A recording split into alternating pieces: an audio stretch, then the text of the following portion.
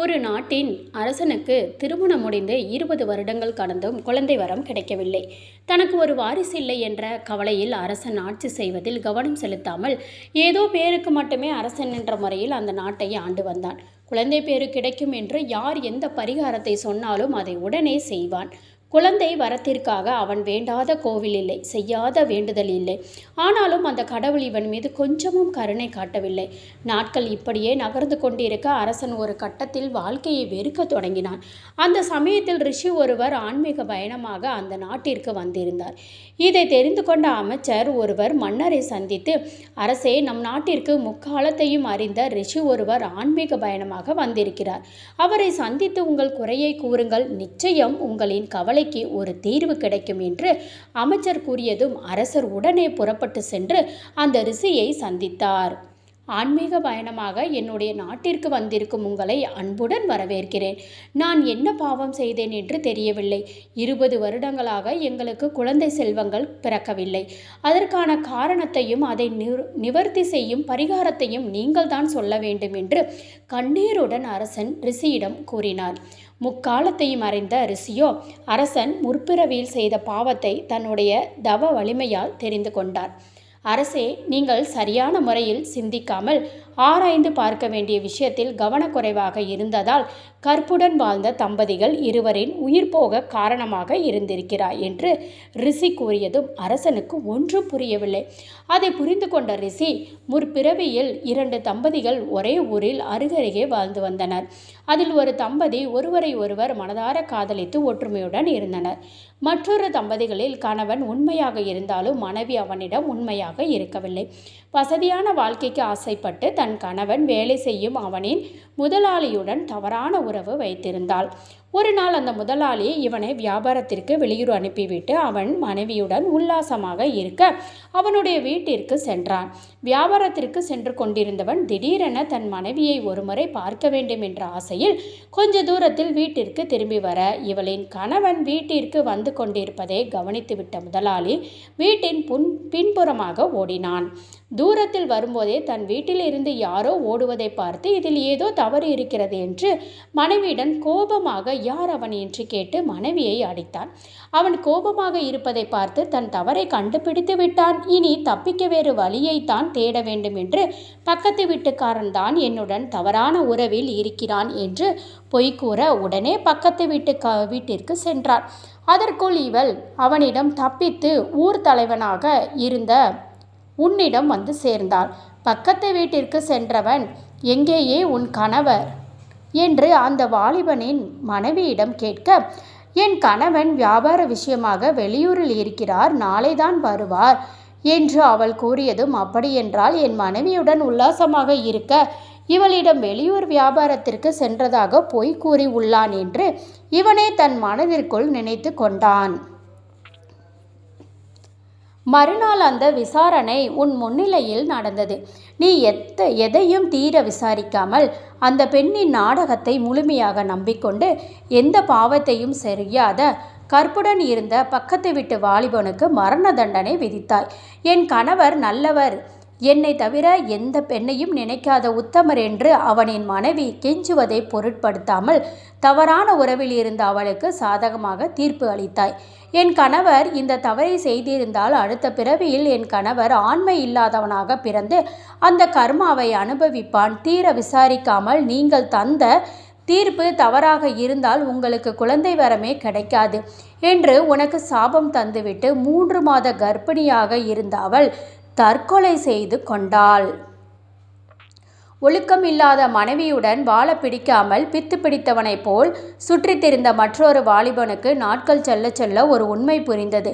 தன் மனைவி தன் முதலாளியுடன் தவறான உறவில் இருப்பதை தெரிந்து கொண்டு, ஐயோ, என் முன்கோபத்தால் இதில் சம்பந்தமில்லாத பக்கத்து வீட்டு வாலிபனும் அவனது மனைவியும் இறந்து விட்டார்களே என்ற மனவேதனையில் சில நாட்கள் அவனும் இறந்து விட்டான். இப்போது அந்த 5 நபர்களும் தங்கள் கோபத்தையும் கர்மாவையும் அனுபவிக்க வெவ்வேறு காலகட்டத்தில் பிறந்து உன் நாட்டில்தான் வாழ்ந்து கொண்டிருக்கிறார்கள். நீ கொடுத்த தவறான தீர்ப்பால் முன் ஜென்மத்தில் உயிர் இழந்த அந்த வாலிபனை கண்டுபிடித்து அவன் கையால் ஒரு பாழடைந்த கோவிலை புதுப்பித்து அந்த கோவிலில் பூஜை செய்து அவன் தருகின்ற பிரசாதத்தை நீயும் மகாராணியும் சாப்பிட்டால் மட்டுமே அந்த கற்புக்கரசியின் சாபம் நீங்கி உனக்கு குழந்தை வரம் கிடைக்கும். ஏனென்றால் இந்த ஜென்மத்திலும் அந்த வாலிபனுக்கு மனைவியாகத்தான் அந்த கற்புக்கரசி பிறந்திருக்கிறாள் என்று ரிஷி கூறியதும் அரசன் மனதிற்குள் மகிழ்ச்சி அடைந்தார். ஆனால் அந்த வாலிபன் யார் என்று கண்டுபிடிக்க வேண்டியது உன்னுடைய கடமை. அந்த தம்பதிகளுக்கு திருமணம் முடிந்து இப்போது 3 வருடங்கள் முடிந்துவிட்டது. அந்த சரியான வாலிபனை நீ கண்டுபிடிக்கும் போது உன் தவறான தீர்ப்புக்கு காரணமாக இருந்தவர்களும் உன் எதிரில் நிற்பார்கள். அவர்களுக்கு நீ தருகின்ற தண்டனைதான் உன் தவறுக்கான பரிகாரம் என்று கூறிவிட்டு அரசனுக்கு ஆசிகளை வழங்கிவிட்டு ரிஷி தன் ஆன்மீக பயணத்தை தொடர்ந்தார். அரண்மனைக்கு வந்த அரசர் எப்படி அந்த வாலிபனை கண்டுபிடிப்பது என்று பலவாறு யோசித்தான்.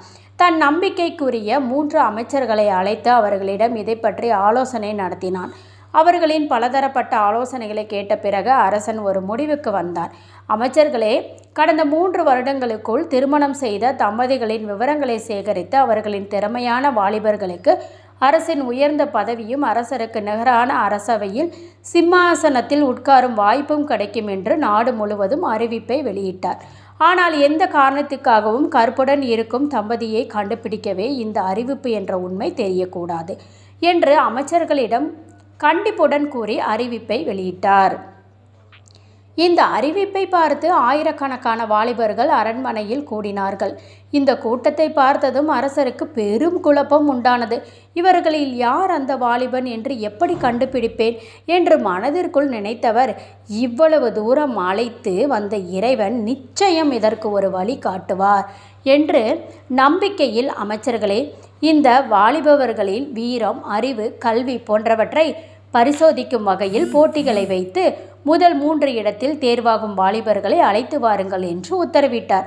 அரசரின் கட்டளைகளின்படி முதல் 3 இடத்தில் தேர்வான வாலிபர்களை அரசர் முன் நிறுத்தப்பட்டார்கள்.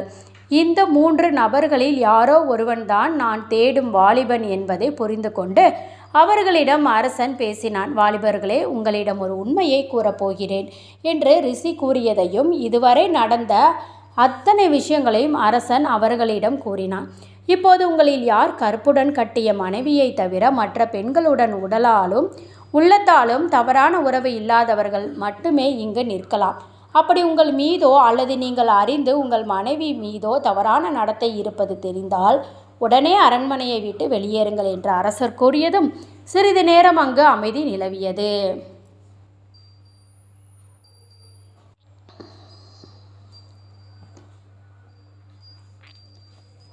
பின்பு 3 வாலிபர்களில் ஒருவன் அரசரின் முன்னால் வந்து நின்றான். அரசே, என்னை மன்னித்து விடுங்கள். நான் திருமணத்திற்கு முன்பே ஒரு பெண்ணுடன் தவறான உறவு வைத்திருக்கிறேன். திருமணத்திற்கு பிறகு அந்த தவறை செய்யவில்லை என்றாலும் அது தவறுதானே. எனவே நான் இதற்கு தகுதியானவள் அல்ல. என்னை மன்னித்து விடுங்கள் என்று கூற அரசன் அவனை தன் அருகே அழைத்து இங்கு நடந்த எதையும் வெளியே சொல்லக்கூடாது என்று எச்சரிக்கை செய்து அவனை அனுப்பி வைத்தார். பின்பு மீதமிருந்த 2 வாலிபர்களை பார்த்து, உங்கள் மீதோ அல்லது உங்கள் மனைவி மீதோ 1% கற்பை பற்றி சந்தேகம் வந்தாலும் உடனே இங்கிருந்து சென்று விடுங்கள். ஆனால் பதவிக்கு ஆசைப்பட்டு நீங்கள் ஏதேனும் விஷயத்தை மறைத்தது தெரிந்தால் கடுமையாக தண்டிக்கப்படுவீர்கள் என்று அரசர் எச்சரித்தார். ஆனால் வாலிபர்கள் இருவரும் தங்கள் நம்பிக்கையில் உறுதியாக இருந்தனர். இவர்களில் யாரோ ஒருவன்தான் நான் தேடும் வாலிபன். அவனை எப்படி கண்டுபிடிப்பது என்று அமைச்சர்களிடம் கேட்க அதில் ஒரு அமைச்சர், அரசே, எனக்கு 15 நாட்கள் மட்டுமே அவகாசம் தாருங்கள், யார் என்பதை தெளிவுபடுத்துகிறேன் என்று கூற அவரிடம் அந்த பொறுப்பை அரசர் ஒப்படைத்தார். ஆனால் இந்த அமைச்சரின் மனதிற்குள் ஒரு கெட்ட எண்ணம் தோன்றியது. இத்தனை வருடங்களாக அரசருக்கு அத்தனை வேலைகள் செய்தும் நமக்கு ஒரு அங்கீகாரமும் கிடைக்கவில்லை. நேற்று வந்த இவர்களில் ஒருவனுக்கு அரசனுக்கு நிகரான பதவியா? இருவரின் மனைவிகளும் பத்தினி இல்லை என்று அரசரின் முன் நிரூபித்தால் அந்த வாலிபர்களுக்கு மரண தண்டனை தப்பாது என்று நினைத்து கொண்டு, அரசே, இவர்களின் மனைவிகள் பத்தினியாக இருக்க வாய்ப்பில்லை. இவர்களால் தங்கள் மனைவி பத்தினி என்று உறுதியாக சொல்ல முடியுமா என்று கேட்டதும் முதல் வாலிபன் கோபத்துடன், என் மனைவி பத்தினி. உயிரே போகும் நிலை வந்தாலும் யாருக்கும் எந்த காரணத்திற்காகவும் அவள் கழுத்தில் இருக்கும் முத்து மாலையை கொடுக்க மாட்டாள். நான் கொடுத்த அந்த மாலையை கற்புக்கு இணையாக பார்க்கிறாள். அவளிடமிருந்து அதை வாங்கி வந்துவிட்டால் என் மனைவி பத்தினி இல்லை என்று ஒப்புக்கொண்டு நானே என் மரணத்தை மகிழ்ச்சியாக ஏற்றுக்கொள்கிறேன் என்று கூறினான். இரண்டாவது வாலிபன், என் மனைவியின் கையில் ஒரு ரத்தினம் பதித்த மோதிரம் இருக்கும். அதை அவள் கற்புக்கு இலக்கணமாக பார்க்கிறாள். முடிந்தால் அதை அவளிடம் இருந்து வாங்கி வாருங்கள். அப்படி வாங்கி வந்தால் என் மனைவி பத்தினி இல்லை என்பதை ஒப்புக்கொள்கிறேன் என்று கூறியதும் அமைச்சர் அரசரிடம் விடைபெற்று கொண்டு தன் வீட்டிற்கு வந்தார். அடுத்த 2 நாட்களாக அந்த பெண்களை பற்றி தன்னுடைய உளவாளி ஒருவன் மூலம் தகவல்களை சேகரித்தார். அந்த தகவல்களின் அடிப்படையில் முதல் வாலிபனின் மனைவி பத்தினி என்பதையும், 2வது வாலிபனின் மனைவி ஆடம்பரமாக இருப்பதற்காக கொஞ்சம் குறுக்கு வழிகளை தேடுபவள் என்பதையும் புரிந்து கொண்டு முதல் வாலிபனின் மனைவியை சந்திக்க ஒரு அழகான வாலிபனை வரவழைத்து கூறிய வேண்டிய அனைத்து விஷயங்களையும் கூறி அந்த பெண்ணிடம் இருக்கும் முத்துமாலையுடன் திரும்பி வா என்று அமைச்சர் அந்த வாலிபனை அனுப்பி வைத்தார். 2வது வாலிபனின் வீட்டிற்கு சென்ற அமைச்சர் அங்கிருந்து அவனின் மனைவியிடம், பெண்ணே, உன் கணவன் பக்கத்து நாட்டிற்கு உளவாளியாக சென்று அங்கு எதிரிகளால் கொல்லப்பட்டான். இந்த தகவலை உன்னிடம் கூறிவிட்டு உன் வீட்டில் 10 நாட்கள் தங்கி உனக்கு தேவையானவற்றை ஏற்பாடு செய்து தரும்படி அரசர் உத்தரவிட்டுள்ளார் என்று கூற, அந்த நாள் முழுவதும் அவள் அழுது கொண்டே இருந்தால். கொஞ்ச நாட்கள் கடந்ததும் அவளின் மனம் மாறத் தொடங்கியது. தன் கணவன் உண்மையிலேயே இறந்து விட்டானா, இல்லை பொய் கூறுகிறார்களா என்பதையெல்லாம் யோசிக்காமல் அமைச்சர் தருகின்ற பொருள் மீது ஆசைப்பட்டு தன் கற்பை அமைச்சரிடம் இழந்து விட்டாள். அவளிடம் புத்திசாலித்தனமாக பேசி அவள் கையில் அணிந்திருந்த மோதிரத்துடன் அமைச்சர் அங்கிருந்து புறப்பட்டான். மறுபுறம் முதல் வாலிபனின் மனைவியை சந்திக்க சென்ற அந்த அழகான வாலிபன் அமைச்சர் கூறிய அதே பொய்யை அவளிடம் கூறினாள். ஆனால் அவள் அதை நம்பவில்லை. என் கணவருக்கு எந்த ஆபத்தும் வராதே என்று உறுதியாக நம்பினாள். அவளின் மனதை மாற்ற அந்த வாலிபன் என்னென்னவோ செய்து பார்த்தான். ஆனால் அவள் தன் கற்பில் உறுதியாக இருந்தாள். இதற்கு மேல் இவளை ஏமாற்ற முடியாது என்று உணவில் மயக்கம் தரும் மூலிகையை கலந்து அவள் மயக்கம் அடைந்ததும் அந்த முத்து மாலையை எடுத்து வந்து அமைச்சரிடம் தந்துவிட்டு அவன் வழியில் சென்று விட்டான். சரியாக 15 நாட்கள் கழித்து அமைச்சரவைக்கு சென்ற அமைச்சர், அரசே, நான் சந்தேகப்பட்டதைப் போலவே இருவரின் மனைவிகளும் பத்தினிகள் கிடையாது. உங்கள் கணவர்கள் இறந்து விட்டார்கள் என்று கூறியதும் மனது மாறி கற்புக்கு சாட்சியாக அவர்கள் கூறிய முத்து மாலையையும் மோதிரத்தையும் தந்துவிட்டார்கள் என்று அரசரிடம் அதை காட்ட அரசர் இப்போது பேரும் குழப்பத்திற்கு ஆளானார். இதில் ஏதோ சூழ்ச்சி இருப்பதை புரிந்து கொண்ட அமைச்சர்களில் ஒருவர் உடனே அந்த 2 பெண்களையும் பார்த்து, உங்களின் கணவர்கள் அரசவையில் உயிருடன் தான் இருக்கிறார்கள். உங்கள் கற்பை பரிசோதிக்க அந்த அமைச்சர் போட்ட நாடகம்தான் அது. உண்மையில் நீங்கள் பத்தினியாக இருந்தால் உன் கணவர்களை காப்பாற்றி கொள்ளுங்கள் என்று கூறி ஒன்றுமறியாத அந்த வாலிபர்களை காப்பாற்ற நினைத்தார். ஆனால் அதற்குள் அந்த 2 பெண்களையும் கைது செய்து அரண்மனைக்கு அழைத்து வருமாறு காவலாளிகளை அரசர் அனுப்பிவிட்டார். காவலாளிகள் வருவதை முன்பே முதல் வாலிபனின் மனைவி அரண்மனைக்கு எதிரே இருந்த ஒரு கோவிலுக்குள் சென்று மறைந்து கொண்டாள். ஆனால் 2வது வாலிபனின் மனைவி தான் அமைச்சருடன் தவறான உறவில் இருந்ததை கண்டுபிடித்திருப்பார்கள் என்று அங்கிருந்து தப்பிக்க நினைக்க சரியான நேரத்தில் வந்த காவலாளிகள் அவளை பிடித்து அரசன் முன் நிறுத்தினார்கள். அரசே, என்னை மன்னித்து விடுங்கள். என் கணவர் இறந்து விட்டதாக இந்த அமைச்சரின் பேச்சை கேட்டுதான் நான் என் கற்பை இழந்துவிட்டேன் என்று கதறினாள். பெண்ணே, கற்பை இழக்காமல் இருப்பதற்காக நீ 1000 காரணங்களை சொன்னாலும் அது மன்னிக்கப்படும். ஆனால் கற்பை இழந்த பிறகு நீ கூறும் எந்த காரணங்களும் அதற்கான சரியான பதிலாக இருக்காது. எனவே நீ பத்தினி அல்ல என்று உறுதியாகிவிட்டது. உனக்கு மரண தண்டனை நிச்சயம் என்று அரசர் கூறிக்கொண்டிருக்கும் போதே அரண்மனைக்கு வெளியே ஒரு பெண்ணின் சத்தம் வருவதை கேட்டு யார் என்று விசாரிக்குமாறு உத்தரவிட்டார். அரசரிடம் அந்த பெண்ணை அழைத்து வந்த காவலாளிகள், அரசே, இவளின் முத்து மாலையை அரசவையில் இருப்பவர்களில் அமைச்சர் ஒருவர் திருடிவிட்டதாக புகார் கூறுகிறாள் என்றதும், பெண்ணே, முதலில் நீ யார் என்று கூறு என்று அரசர் கேட்க, அரசே, நான் யார் என்று பிறகு கூறுகிறேன். என்னுடைய முத்து மாலையை உங்கள் அமைச்சர்களில் ஒருவர் திருடிவிட்டார். அதை அவர்களிடமிருந்து எனக்கு பெற்று தாருங்கள் என்று கூற, அரசன் கோபத்துடன் யார் அந்த அமைச்சர் என்று அந்த பெண்ணிடம் கேட்டான். அந்த 3 அமைச்சர்களில் அந்த கெட்ட எண்ணம் கொண்ட அமைச்சரை சரியாக அடையாளம் கண்டு, இவர்தான் என் முத்து மாலையை திருடியவன் என்று கூறியதும் அந்த அமைச்சர் கலகலவென்று சிரித்தான். உன்னை இதற்கு முன் நான் பார்த்ததே இல்லை. உன் வீடு எங்கு இருக்கும் என்று கூட எனக்கு தெரியாது. அப்படி இருக்க நான் தான் திருடினேன் என்று எப்படி இவ்வளவு உறுதியாய் சொல்கிறாய் என்று அமைச்சர் கேட்க, அரசே, நான் வேறு யாரும் இல்லை. அதோ அங்கு நிற்கும் வாலிபனின் மனைவி. இந்த அமைச்சர் என் கற்பை பரிசோதிக்க என்னுடன் தங்கி என்னுடைய அனுமதியுடன் அந்த முத்து மாலையை வாங்கி வந்திருப்பதாக சொன்னார் அல்லவா? என்னை யார் என்றே தெரியாதவர், என் வீடு இருக்கும் திசையை அறியாதவர் எப்படி என்னை பத்தினி இல்லை என்று கூற முடியும் என்று கேட்டதும் அரசனுக்கு எல்லாம் விளங்கியது.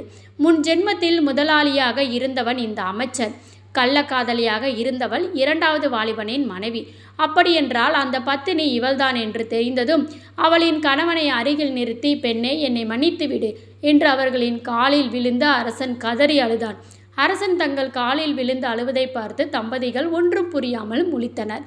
அவர்கள் மன்னித்து விட்டதாக கூறியதும் கோபத்துடன் எழுந்த அரசன் அந்த அமைச்சரையும் அந்த பெண்ணையும் மரண கூடத்திற்கு அழைத்து சென்று அந்த இரண்டாவது வாலிபனின் கைகளால் இருவரின் தலையை துண்டிக்குமாறு உத்தரவிட்டான். பிறகு அந்த இரண்டாவது வாலிபனுக்கு தகுந்த நல்ல பெண்ணை மனைமுடித்து வைத்து அவனுக்கு தேவையான எல்லா வசதிகளையும் செய்து சந்தோஷமாக வாழ வழிவகுத்து கொடுத்தான். முதல் வாலிபனின் கையால் ஒரு கோவிலை புறணமைத்து அந்த தம்பதிகளின் கையால் கோவில் பிரசாதத்தை அரசன் சாப்பிட அவனின் பாவம் நீங்கி ஆண் பெண் என்று அடுத்தடுத்து 4 குழந்தைகளை மகாராணி பெற்றெடுத்தாள். அரசன் எந்த கவலையும் இல்லாமல் நாட்டை சீரும் சிறப்புமாக ஆட்சி செய்தான். கற்பு என்பது ஆண் பெண் இருவருக்கும் பொதுவானதுதான். தம்பதிகள் இருவரும் உடலாலும் உள்ளத்தாலும் கற்புடன் இருந்தால் அந்த புண்ணியம் உங்களின் 7 ஜென்மத்திற்கும் உங்களை தொடர்ந்து வரும் என்பதை மட்டும் எப்போதும் மறந்து விடாதீர்கள். இந்த பதிவு உங்களுக்கு பிடிச்சிருந்துச்சு அப்படின்னா கண்டிப்பாக இந்த வீடியோவை லைக் பண்ணிக்கிங்க, சேனலை சப்ஸ்கிரைப் பண்ணிக்கோங்க, உங்களுடைய ஃப்ரெண்ட்ஸ் அண்ட் ஃபேமிலிக்கும் ஷேர் பண்ணுங்கள் நண்பர்களே. நன்றி.